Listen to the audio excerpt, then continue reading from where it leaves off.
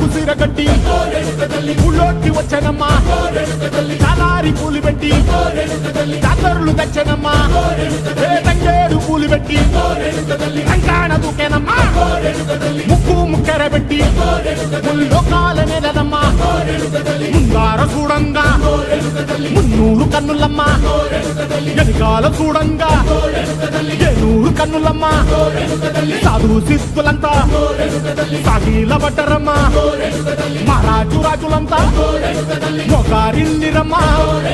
కోరిక కోరంగా రంగులు పూసినాము